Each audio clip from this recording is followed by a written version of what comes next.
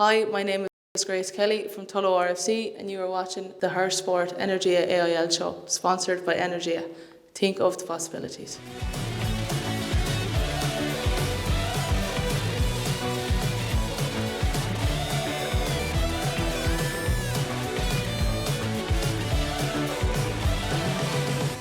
Hello, you're very welcome back to another episode of the Her Sport Energia AIL Rugby show, brought to you by Energia. I'm Lauren and I'm here with my co-host, former international Hannah, and we're very excited to get back into the AIL Rugby action. We missed a few episodes due to Christmas and things like that, so there's lots of things we can catch up on. But Hannah, just starting with catching up with you, you were in Australia. How was that?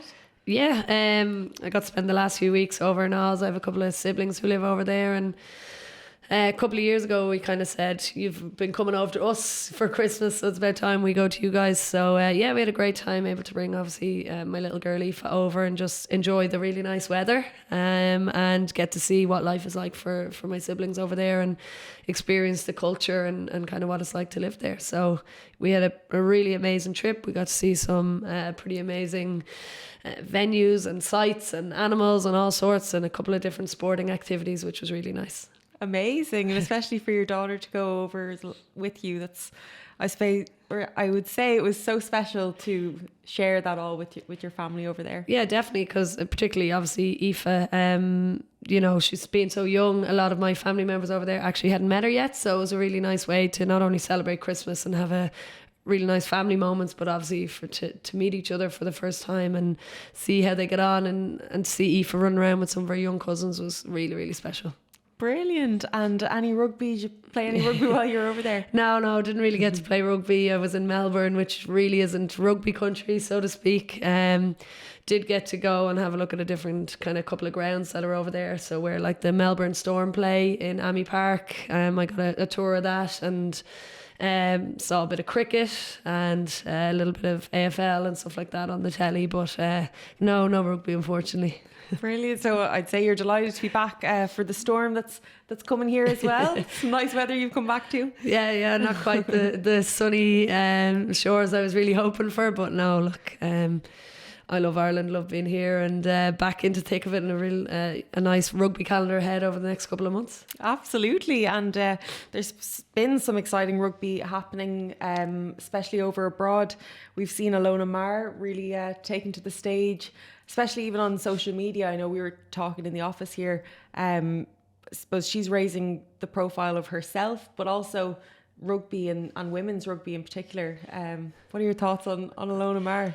Yeah, look, I know Ilona Maher from playing sevens against her a couple of years ago. We'd still be in quite regular contact. You know, she's a big shot now. She's done very well for herself. But fair play to her. You know, look, we've finally hit 2025, big year for women's rugby, World Cup coming in England towards the end of the year, and after her exploits at the Sevens Olympics in Paris last year, she came out and said that if she was lucky enough, she wanted to go and play for the 15s team and try and make it to a World Cup. And so she's put sevens on hold for a minute and signed for Bristol Bears. And for them, what a steal. You know, to play in the Premiership, obviously a great competition. We know a couple of our players playing there as well, but she's just brought great exposure to women's rugby worldwide, not just obviously for Bristol, not just for sevens. She has a huge social media following, and she does really well to play on that. What I think is amazing about her is her confidence, and obviously her abilities on the field are exceptional. We know that, one of the best in the world in her position, but off the pitch, she doesn't hide who she is, how she looks. She knows she has flaws and she embraces them. And you know, I know her from a good few years ago, and she's always worn makeup and lipstick in particular. And for me, as someone, I don't understand that. But I appreciate that through all the different sports I've played, that people are most confident when they feel good themselves. And so for her, putting on makeup and lipstick allows her to be that body confident player that she is, to then excel at her now job. It's incredible, and she's got a huge following. They've put a lot of eyes on women's rugby now, and hopefully it builds towards a brilliant season in the Premiership, and she makes the 15 squad for the US and can make the Women's World Cup at the end of this year a huge showcase that gets so many viewers, so many new people watching the game and recognising that we have some incredibly skillful and talented players on show around the world, and that they've been missing out by not following along. So she's incredible. She's really funny as well.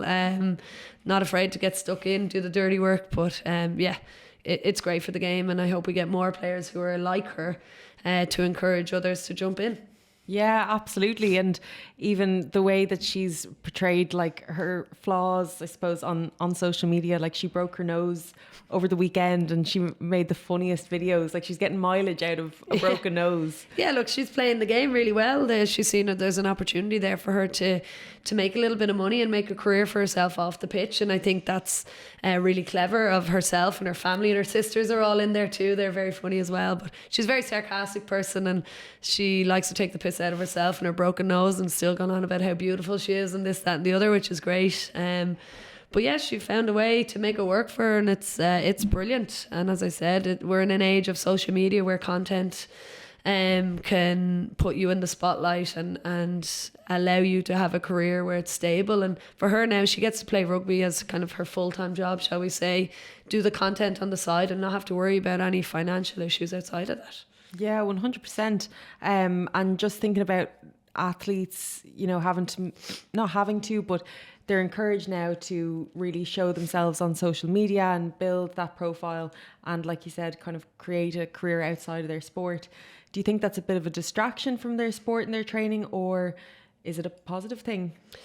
I suppose there's two sides to a coin, isn't there? And yeah, absolutely, it can be a huge positive. As we said, it can ease financial burdens. It can get you a little bit more popularity, which might attract in sponsors. It might grow the viewership of the game.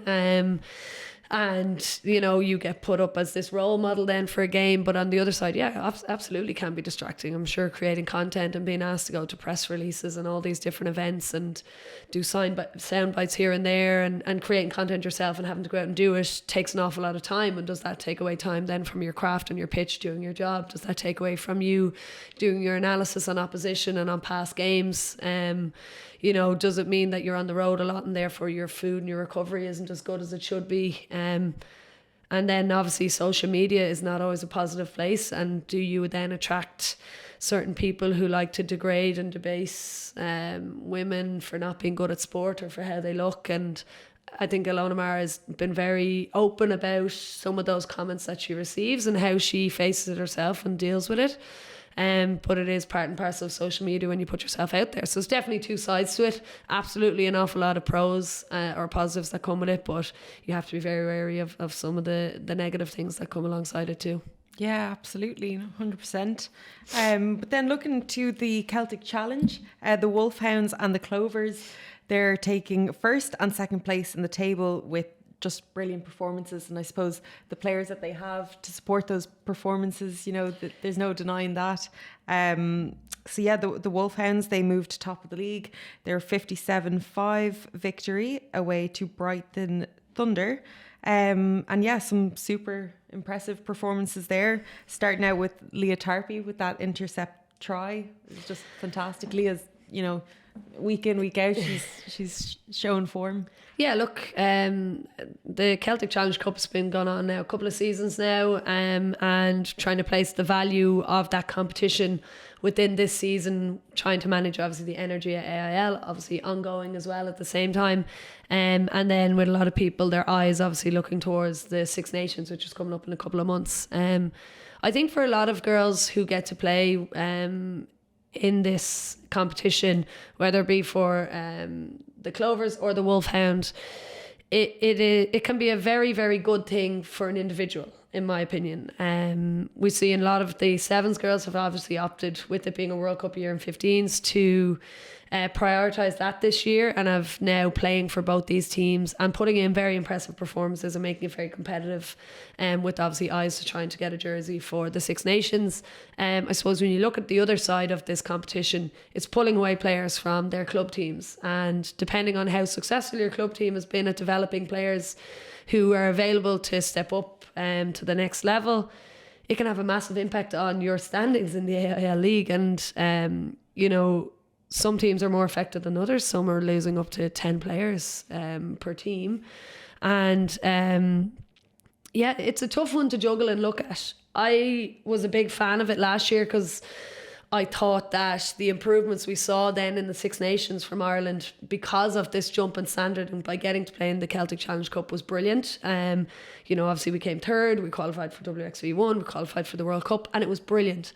This year, though, through no fault of the players on our teams, on the Irish sides, I feel like the competition or the standard of the competition isn't quite good enough. And as you mentioned, some of the results have been overwhelmingly one-sided. I think we had 57-5 for the Wolfhounds, and then 40-19 or 40-12 for the Clovers. And look, that's brilliant for our girls, getting to showcase, getting to show how good we are, girls being able to get minutes at this elite standard. But I can't help but think, why are we putting out the best that we have to offer and these Welsh and Scottish sides aren't?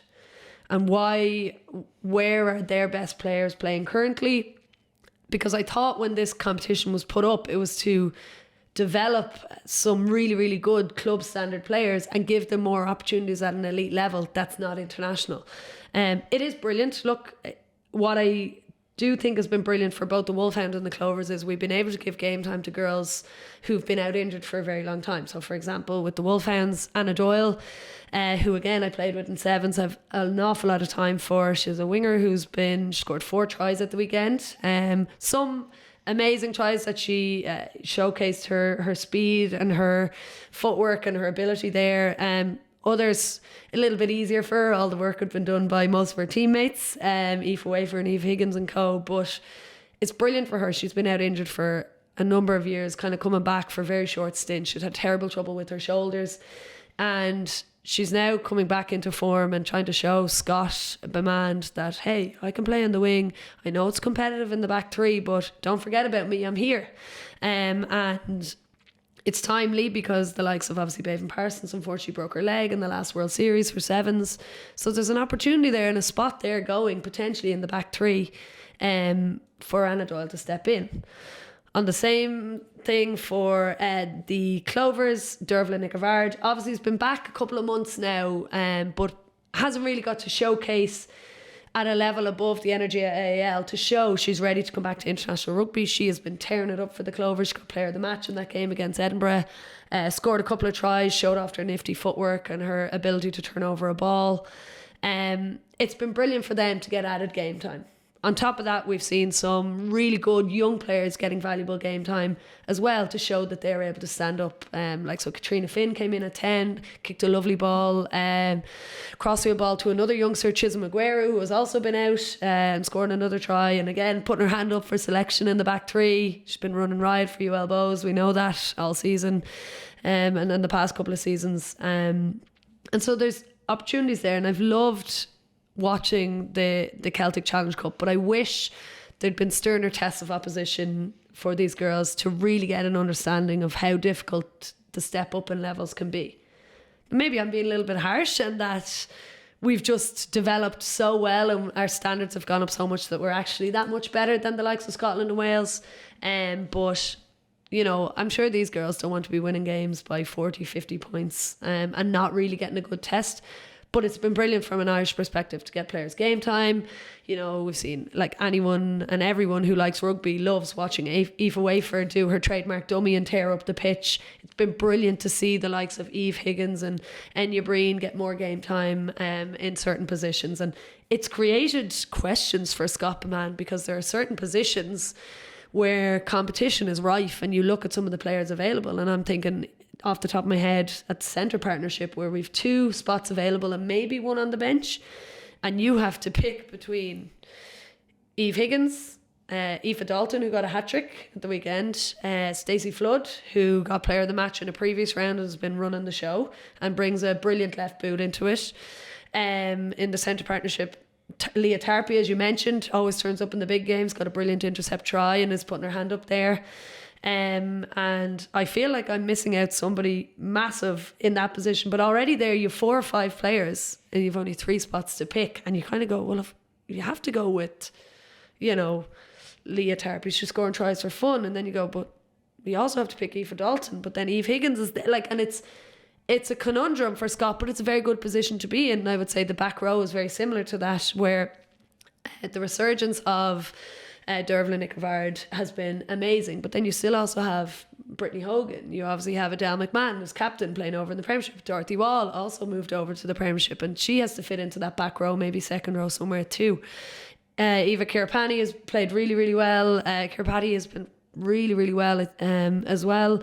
And you just kind of go, we don't have enough space to play all these players. And for once, there's massive, massive competition where we have players who are available and ready to step up at any given moment. And it's giving Scott some huge selection headaches leading into this Six Nations. And we maybe had a little bit of it last year, but never probably to this extent. We've a fairly healthy squad, bar a couple of players, and it'll just be really interesting to see what direction Scott wants to go in and who he thinks is going to be in a really good position to put Ireland on the front foot. So there are pros and cons to it. The cons, as I haven't really gone into too much, is the clubs are losing out because of this. But then again, clubs want their players to thrive and succeed, and they want them to do well in this tournament. So the next couple of weeks will tell us a lot, with the Six Nations squad to be announced, seeing how other clubs manage without their Celtic Challenge players, but also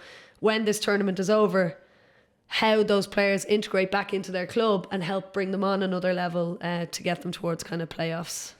Amazing. No, sorry, that was quite a lot, but there's a lot to it. Yeah, but sure, it tells us so much as well, and things that we and the viewers may not realise or think about. But yeah, definitely a lot to consider there. And would you say there's maybe players in the likes of Australia that even come into it, or?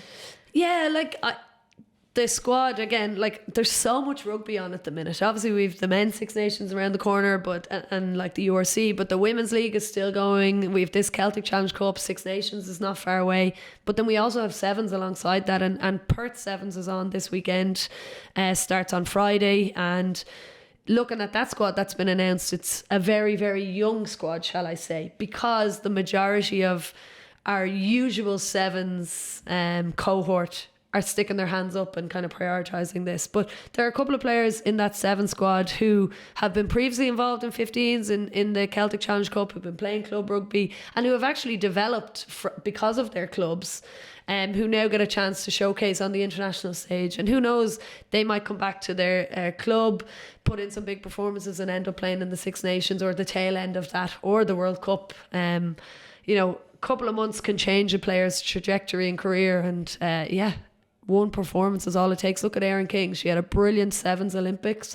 She then went into WXV1, scored some cracking tries, got Breakthrough Player of the Year, and now for me she's a shoe-in, and I didn't even mention her in the back row, and she's to fit in there too. So I don't know how the maths are going to math to make everything work, but it's an exciting time, and we're finally, what I feel like, we've turned a corner in women's rugby and developing young players, and it's exciting. I know, very exciting, yeah, and looking forward to the coming months ahead. Now, this episode is based on the round 11 matches, but since we missed round 10, we said we may as well do a bit of a review of a couple of the round 10 matches. So we'll kick off with the first one is Setonians versus Blackrock. So it was 20 Setonians, 22 Blackrock. So we'll just take a look at that one. Yeah, look, hugely exciting match, purely because on paper, obviously, or going into this, Blackrock would have been seen as the more dominant side. But Setonians, in fairness to them, They've been really, really good this year, and they've really put it up to them. And I felt so bad seeing the result of this, because I feel like they deserved the win. But when you look at some of the quality, like a crossfield kick there from Blackrock, there's just how clever they play and the use of the full pitch. They know they have a dominant scrum. They had a lot of attack down that wing, and then obviously space on the other side. And they end up scoring a try. Suetonians, though, they don't go away, and I think that's what I really like about them. They're really, really dogged, keep getting in there, and they took advantage. But again, like, Blackrock's dominance, particularly their forward pack, their ability to produce players, like we mentioned, Dorothy Wall, Aoife Wafer. I know they're not playing in this game, but the development of their players and how they structure their forwards is hugely advantageous to them. As you can see, they make the gain line and make ground every single carry almost. And then they have the players in the right position to move the ball to the space where their threats are, where their speed is, and it's game over. And this is a beautifully worked try by Blackrock, and it's a wonderful, wonderful finish to get under the post. And that's another thing. Like, it's about having the awareness to go, I could just put it down in the corner, but if I actually try a little harder here and maybe use my skills, I could get under the post and make the conversion easy. Blackrock looked like they were running away with this, but Suetonians, they don't give up. They keep on fighting, they take their points, and that's really good game management. Sometimes when you're behind by 10 points or more, you can be fooled into thinking we need to score tries. But Suetonians are like, no, we'll take it one step at a time. We'll kick our penalties when they're on. We have a really good goal kicker. And they do just that, and Blackrock maybe get a little bit comfortable with that scoreline, shall I say, and you know, we hear like less than 15 minutes to go, they're still here scoring tries, and it looks like this game is going to be well over and done with, and the end result being 22-20 shows you that Suetonians are not they were on a home pitch here for Suetonians, and they weren't giving up without a fight. They again used their forward pack. Mary Healy came off the bench, she had a brilliant impact, and such a tight result. And didn't go the way of Suetonians, but I don't want them to be put off by that. You know, I think we need more games in this league where the scoreline is very, very tight. We don't want runaway games. We want it to be competitive. The more competitive it is, the better it is for the development of our players, development of this game, in this country and in this league. But also, when games are more competitive and to a standard like this game was here, and as Suetonian showed us, that fight that we see and that heart and desire to continue to push whether we think the game is gone or not. Like, Suetonians are here on the try line of Blackrock. They can't win the game no matter if they score here or not, but that doesn't stop them and their pride from trying to get that losing bonus point and trying to show that they're capable of it. The more competitive games are, the more eyes we're going to get on these matches, and it's only going to continue to further the game in Ireland, and it's ideal to have these competitive games, and it's nice to have other teams who are putting their hand up and showing that they can be as good, and kind of trying to break the mould of that top four. Unfortunately, Suetonians just fell a little bit short in that, which is a pity, but it is nice to see these competitive games. So the next game that we have from round 10 is UL Bows versus Galway. So this was 50-17 was the scoreline here. So Hannah, we have the match review and the match highlights coming up here now. So yeah. Yeah, look, unfortunately not as competitive as the previous game we've just witnessed, but I suppose that's a credit to UL Bows, who I feel like every time I come on this I'm talking and praising them about how dominant they've been over the last couple of years and how well coached they are, but they just keep coming out and putting in these really good performances, you know, and to put 50 points on any team regardless of their standard requires you know, a lot of skill and a lot of talent. It doesn't just happen, and the hard work that Bows put in over the year is reflected in this. For Galwegians, it can be quite tough to take. I suppose the positives that you would take from a Galwegian's point of view is, yes, okay, we need to shore up our defence. 50 points is never going to be a good look for us, but the fact that they can score 17 points against a team that it is as dominant and as experienced as UL Bows are is something that they can take into the next game. Okay, we've scored 17, let's just fix up our defence, and if we continue to score 17 or more points, we can put ourselves in a shout with winning another game. Bows, when you look at some of the players that they have, yes, they're missing a load due to playing with the Clovers and a couple, I think, with the Wolfhounds maybe, but when they're able to welcome back players and still have the experience of the likes of Chloe Pearce, Nicole Cronin came back after an injury absence to run the show at 10. They're developing young players like Abby Salter-Townsend at 9. They're missing the likes of Aoife Corey, Ilana McInerney, Kay Flannery at 10, who I'm obviously a big fan of, and yet they're still able to pull 50 points on teams. Shows that coaching in UL Bows is not just for those who aspire to go to the next level. It's a complete and utter united squad where everybody gets the same treatment and development, and it's an opportunity for these players to end up getting competitive game time and showing that they can play to the same level and standard as those who are off at the Celtic Challenge Cup. And they completely dominated this game. Galwegians put in a good fight, but if you look at 60 minutes gone and it's UL 19 and Galwegians 10, this is still a decent game.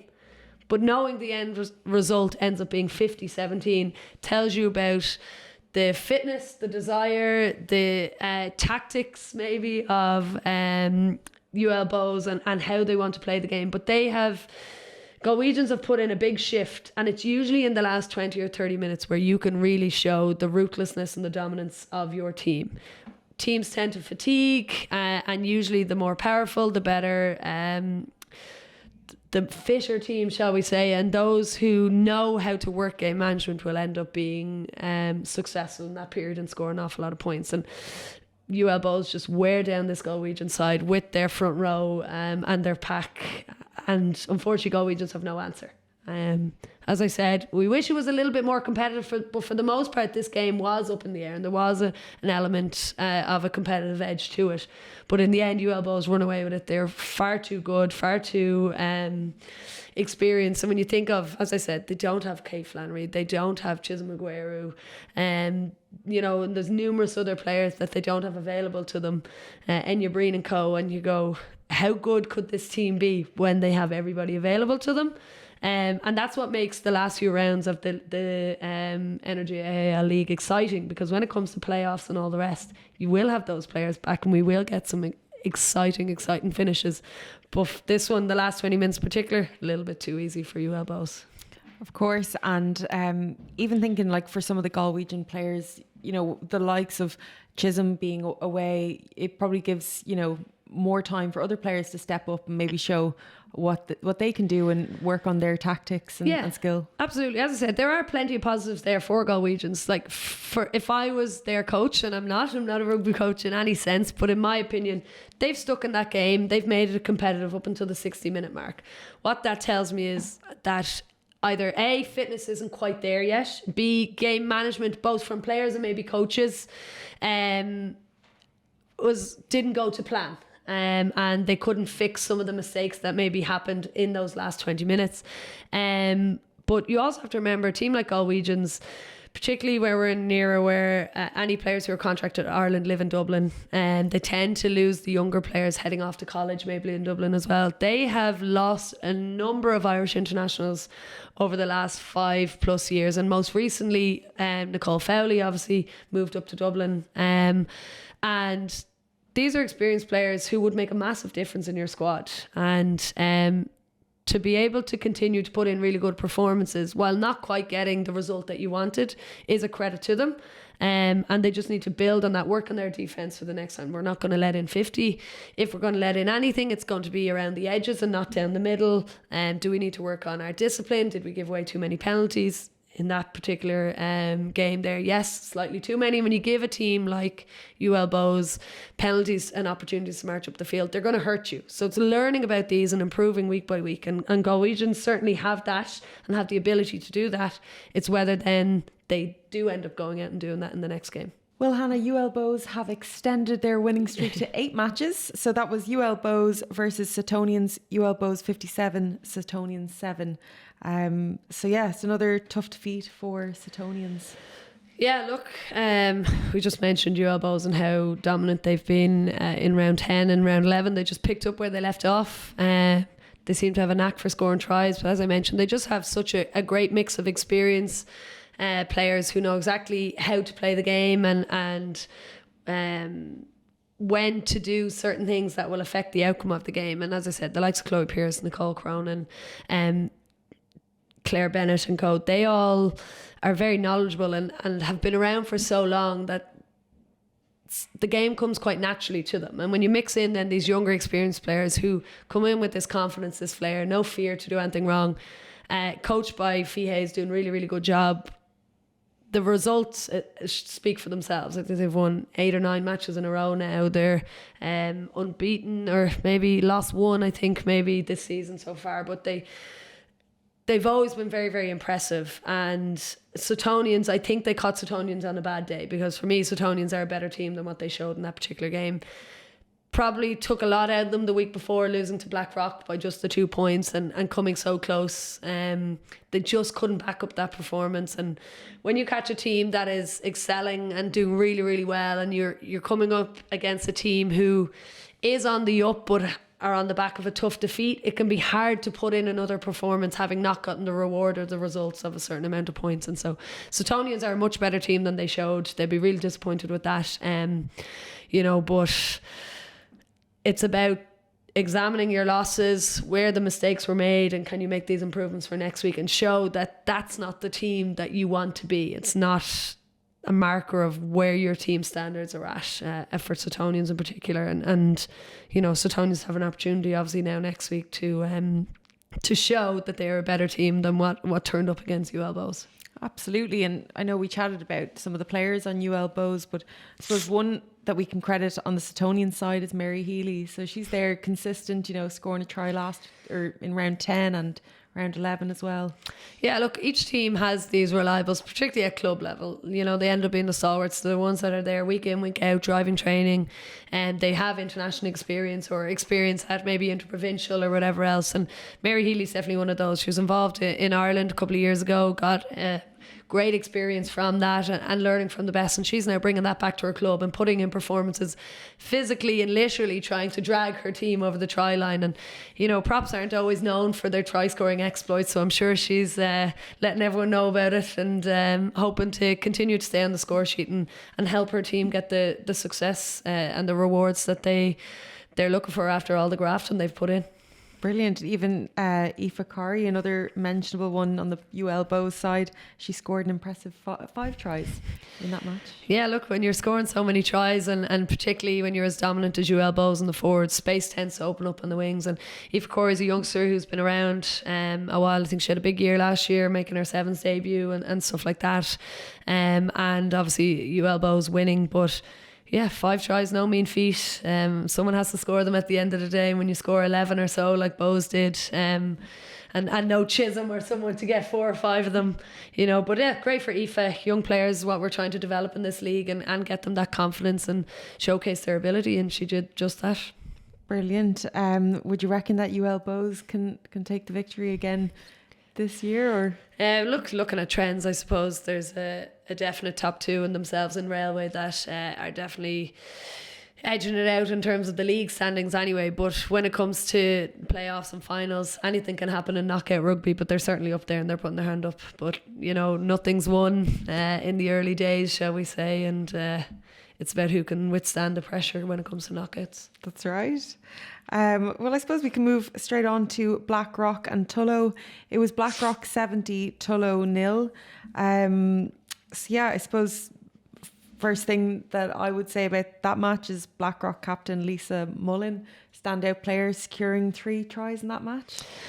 Yeah, look, obviously Blackrock probably would have been a little bit disappointed, even though they took the win in round 10, that they allowed that game to be so close, and that they allowed Suttonians to come back into it. They were so comfortable for the most of the first half of the game that they'd be annoyed at their defence shipping those tries. So they came into this Tullow game, I'm sure, with a determination to, one, keep the scoreline or their own scoreboard as high as possible, and then 2, on the other hand, try and keep Tullow to a minimum points. And look, Tullow are the newcomers in this league. We know they found it tough. They knew coming into this it was going to be tough, and they managed their expectations off this. It's never nice to see a 70-0 game, but again, you have to respect both Blackrock and Tullow in different ways. In that, for Blackrock, they showed no sympathy or empathy with that, and they were competitive throughout the game.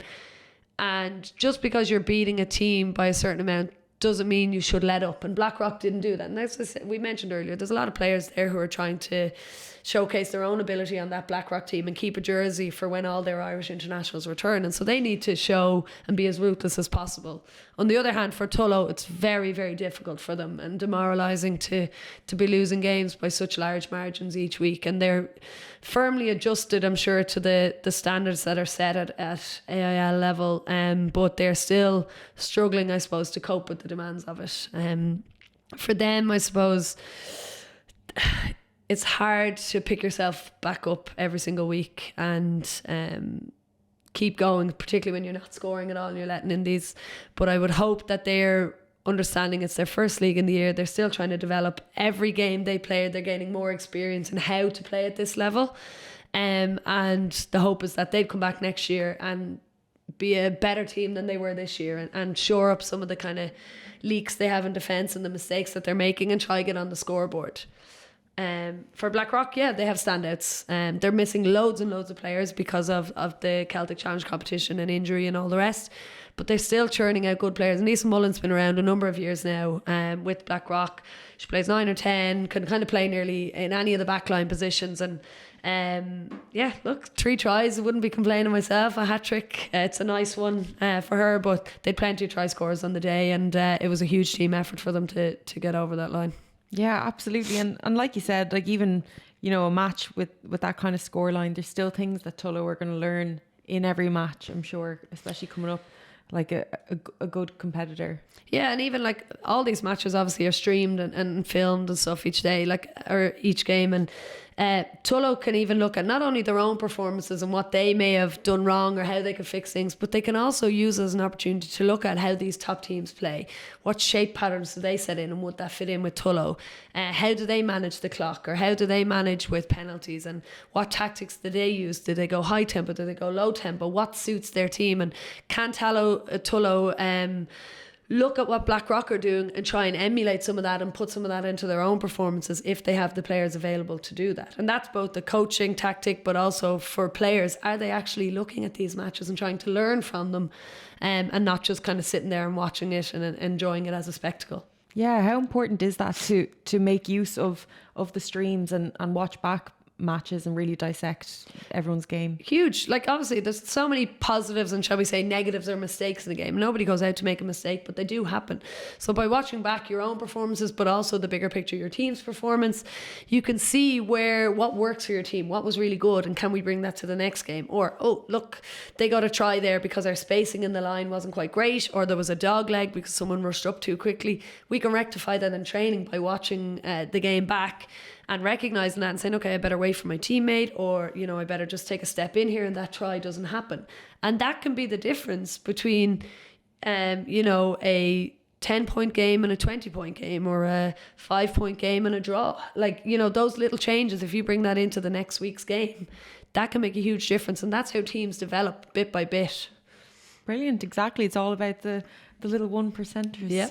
But before we jump into the rest of the match reviews, we've got a very exciting challenge for you all to watch. We've got the Energia AIL captains doing a reaction challenge. So definitely stick around for this one. It's quite hilarious. And we will be right back after that. Not bad. I call it a bad one. I'll go with the centimetre side. There you go. So we're on 0. 3 centimetres. Not bad.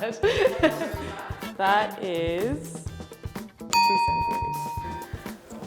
Oh. I call it a bad one.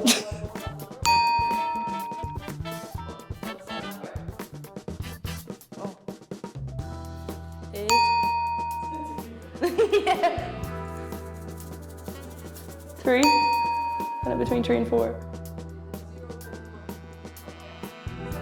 That's like 3. Okay. You can catch that reaction challenge over on our YouTube channel. But without any hesitation, we'll jump straight back into the match reviews. The next one we have is Ballincollig and Wicklow. It was Wicklow's match here. They had 44 and Ballincollig with 26. Yeah, look, I've been really impressed by Wicklow this year. Again, I kind of tipped them at the start of the year to be one of the few teams, or one of the teams that kind of breaks that mould of the top four that we've kind of had over the last couple of years. And they've been hit and miss at times, but they're firmly in 5th place, right on the heels, same points as Old Belvedere, and kind of threatening to overtake and leapfrog them into that. And it's been brilliant for them. Ballincollig, on the other hand, are having a fairly tough season. Just things aren't going right for them. They've had a couple of defeats now in a row and just can't seem to get things going. However, there's plenty of positives for Ballincollig in that what they are doing is they are developing a lot of young players who maybe are struggling a little bit or only finding their feet in the league right now. But if they keep at them and give them these match day experiences, the like of Eve Prendergast, we saw start at 9, and they had another young hooker at starting at number 2. I can't quite remember the name of her. Aoife Fleming. Yes, Aoife Fleming. You know, these are players who they might struggle to adjust initially, and might not be able to showcase their talents, but after this season and maybe even next season, they really will start to flourish and develop, and Ballincollig can obviously take advantage of that and try to move up the ranks. You know, they're currently sitting in, I think it's second last place with 1 win all season, which is not really reflective of the good work that the people in Ballincollig do and of the standard of players that are down there. But unfortunately, just the likes of UL Bows and Blackrock and Railway are just so dominant and so good in every single position.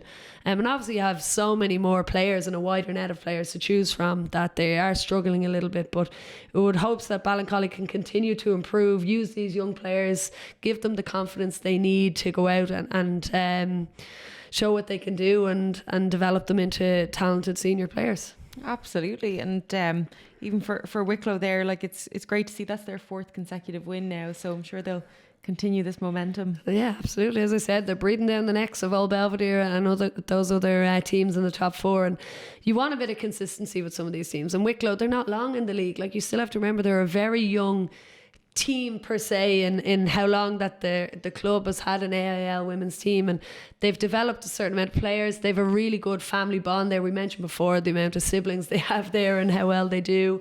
But yeah, it's brilliant for them. 4 wins on the trot. The confidence must be sky high. You know, they're scoring tries for fun. 44 points is no mean feat. A couple of little tweaks and fixes in defence for them, and you know, they can put it up to any team in that top 4. And when you're a team that have 4 in a row, as I said, your confidence is sky high. You don't want to be facing into them. You don't want to be playing them next week, because you know they're coming in knowing they're a good team and they can play well, and it can be a tricky one to stop when a team gets that kind of run of momentum. Yeah, absolutely. It'll be exciting to see how they get on in the next few weeks. But our next one was Galwegians 17 and Old Belvedere with 10. Did you expect this result? No, definitely not. And unfortunately, my beloved Belvo have not probably performed or, you know, put in performances worthy of reward, shall I say. And look, on paper, Old Belvedere is sitting 4th in the table, you know, huge history of producing phenomenal players, but this was a poor performance by any means, and fair play and all credit to Galwegians. You know, as we said, they came off a really rough defeat the week before, as we mentioned, and to go out there in a tight game and win 17-10 against a Belvo side, you know, who, look, they are missing players, as I mentioned, Galwegians were. It's a great win for them, but it's a huge blow to Old Belvedere and their top 4 hopes, and they now have to make sure that every single game they play, they get the right results to make sure they're firmly in that top 4 when it comes to the playoffs. Right, of course. Hopefully this will be a motivator for them now. But Orla Dixon, we have to mention her. She's on the back line for Galwegians there. She was Connacht's Player of the Year in 22 and 23, so she's definitely a good player for them. Yeah, look, and Orla's been around a long time, and I hope she doesn't mind me saying that. But yeah, look, her return to the team has been phenomenal. I highlighted her before Christmas for some of her performances in the Connacht Interprovincials. She stands up time and time again. She makes line breaks. She makes life easy for the players around her. And they're the type of players that you need in a team. As we mentioned, those kind of stalwarts that are there all the time, driving standards, driving performances. And she plays in a tricky position in centre, which, you know, can have a huge impact on the body. But she makes life easy for her 10s. She makes life easy for her back threes outside her, makes them all look good. And finally, she's getting a little bit of reward and being kind of highlighted for her good work. Absolutely. And just moving on to our final match review, that was Railway Union 71, and unfortunately Cook just couldn't get any scores on the board there.